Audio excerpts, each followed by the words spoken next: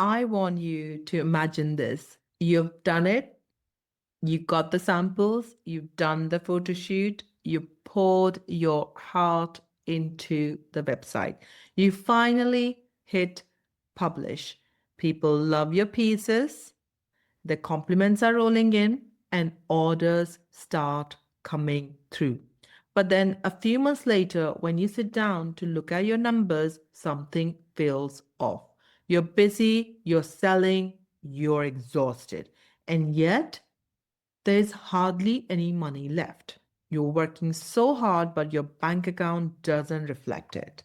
If that hits a nerve, I want you to know you're not bad with money. You're not just a creative. Running a business takes a lot of effort. You were probably never taught how to run the business with proper pricing properly. I am Bhavna Rishi, founder of Build the Dream brand, and over 20 years I've been helping founders, artists, and fashion startups design, launch, and scale brands from museums like V&A and first-time founders who started with nothing but an idea and a sketch or an artwork. And in this episode of The Good, Bad, and the Ugly of Building the Dream brand, I want to walk you through how to price your products for profit, because getting this wrong is one of the fastest way to quietly kill your brand. Let's make sure that doesn't happen to you. So here is the true cost of making a product. Let's start with something simple that most people get wrong. When I ask founders, what does it cost you to make this product? They'll often say it's £25 per piece. But when I dig deeper, the £25 is usually just the unit cost from the manufacturer, maybe the label and the packaging, or sometimes shipping. But here's what's missing: pattern cutting, tech pack cost, sample cost, shipping the samples, import duties, packaging materials, photo shoot, website and platform fees, subscription fees, transaction fees from various payment providers, and your time. You don't need to overcomplicate it, but you do need a clear picture. A factory charged me £25, so I'll sell it for £50. That's not pricing, that is guessing.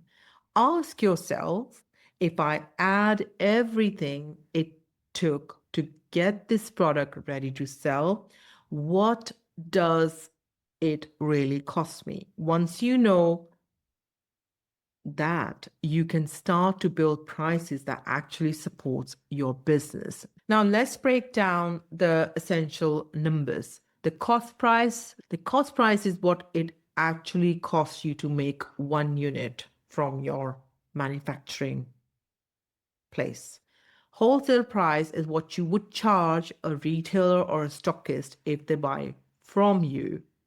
A retail price is what your customer pays on your website or in your own store. A simplified way to think about this is your wholesale price should cover your costs and give you enough margin to operate. Your retail price should be around double or sometimes 3 times the wholesale price. This is often referred as a keystone pricing in fashion. For example, let's say your true cost was £30.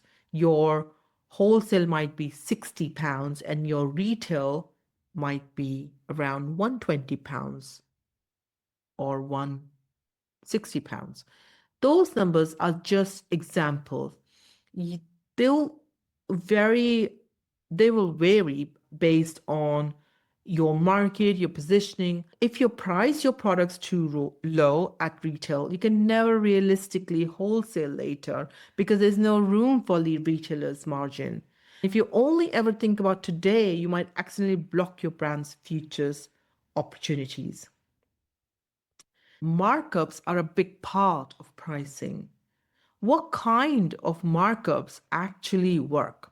There is no single magic formula, but there's a common pattern in fashion. The cost price is usually multiplied by 2 or 2.5 to get the wholesale, and the wholesale price is multiplied by 2 to get retail. These are guidelines, not rules. Your numbers will depend on your product category, your target market, your brand positioning, your costs. And some brands will have higher margins because they have negotiated lower production costs or they are in a luxury segment. Others will sit a little bit lower. The point is not to hit a perfect formula, but the point is to cover your cost, pay yourself, and leave room for growth. If you're consistently underpricing because you're scared people won't buy, what you're really doing is asking your future self to pay the bill. Trying to sell at a price as cheap as possible is a huge trap. If your strategy is, I'll be cheaper than brand X, so people will choose me, you're putting yourself in a race to the bottom. There will always be someone who can produce at a larger scale in cheaper conditions with tighter margins than you. You cannot win that game, and you don't want to. Your goal is to position your brand so that customers think this is worth it. This feels like me. I trust this quality and the story. People don't just pay for fabric and stitching, they pay for your story, your design, your fit, your experience, your values. And if you underprice just to be liked, you teach people that your work is of low value and it's hard to climb back up from there. How do you position your brand so people are happy to pay the price? If you're not competing on price, what are you competing on? You're competing on clarity, resonance, trust, and experience.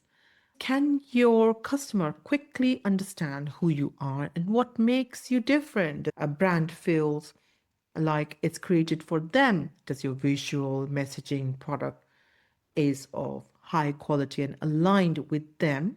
From browsing to unboxing, does it feel considered and consistent? When your brand identity is strong and your product quality matches your promise, your pricing feels fair even if you're not the cheapest. This is why identity and pricing are linked. If your brand feels confused, DIY or inconsistent or higher prices will feel uncomfortable for you and your customer. If your brand feels clear, aligned, and intentional, your prices feel like a natural reflection of that. Now, there is a psychology of pricing too, and how to use it ethically. Small tweaks you may have seen while shopping that has probably influenced your own way that you perceive your pricing, like rounding versus doing 0.99 prices, or price anchoring, showing a higher price product beside a lower one, or creating clear tiers so the customer understand where each offer sits and go for the offer because it makes the most sense to them to invest in. Use psychology to highlight value, not to manipulate. For example, grouping products into starter or signature or limited collections can help people self select based on their budget and needs because you're saying it's the only time I'm going to do these 5 pieces costing £200 each for next 3 months. People will think, oh, I am getting something unique, something signature, something limited for a limited period of time, so can justify paying £200. You don't have to trick anyone. You just have to make it easy for them to see and help them understand why this costs what it costs, and they can feel good about paying for that. Now, let's talk about discounts because it happens with all the bigger brands, and small brands sometimes get stuck because you're not able to discount your items. I'm going to talk about why it's not evil, but it's a strategy. It can destroy your margins and your brand perception, but done properly, it can also elevate and get you the exposure that you need. Ask yourself, am I discounting because I genuinely have a strategy or I feel panic and I just want quick sales? Discounts can make sense if you have the products that arrived but didn't quite meet the quality standards. So you can do that just for your limited amount of loyal customers. You could also say, I am clearing end of stock. I've got these 60 pieces to clear. And that way you can actually have a strategy to make it work for your brand. Where it does hurt is when you train your audience to think this particular piece of product will come on sale anyway, and you're never selling at that full price. You're expected not to hold that retail price ever, because as soon as it comes in within a few months, you panic and say, oh, I need sales, and put that discount on. So you're training your audience to only buy when it's discounted. If you want to reward your audience, consider adding values like bundles or free shipping over a certain amount, and maybe free gifts every time they buy over, say, £60 or £150 worth of stuff. Creating exclusivity rather than slashing prices is the way forward. Now, a lot of times when the small businesses start, they are looking to either wholesale or D2C selling. And how does the pricing work when you're selling direct to consumer or if you're selling it to another store? Ask if a retailer takes 50 to 60% of the retail price as a margin. Can I still make money? What are their terms? Does your current cost structure support wholesale? If not, you may need to adjust your product sourcing, pricing, or focus on direct to consumer only. What you don't want is selling at a price on your website, then being forced to raise prices significantly once you start wholesaling. Early on, customers confused or alienated. So design your pricing with future self in mind so that you can do the wholesale comfortably with better margins.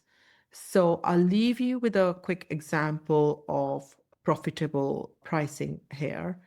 Imagine your true cost per product is 30. So you decide to wholesale it for 60 and your retail price is at 120. If you sell D2C at £120, you're covering your £30, you're covering some of your overheads and paying yourself, and you've got margin to reinvest. If later a retailer wants to buy from you at £60 and sell at £120, it still works. You're not stuck. This is the difference between hoping a price works and designing a price that supports you now and later. As you sit with all of this information, ask yourself, have you really calculated your true cost? Are you underpricing out of fear that no one will buy? Or are you scared to charge what you know works and what it is worth? And if your answers are uncomfortable, that's okay.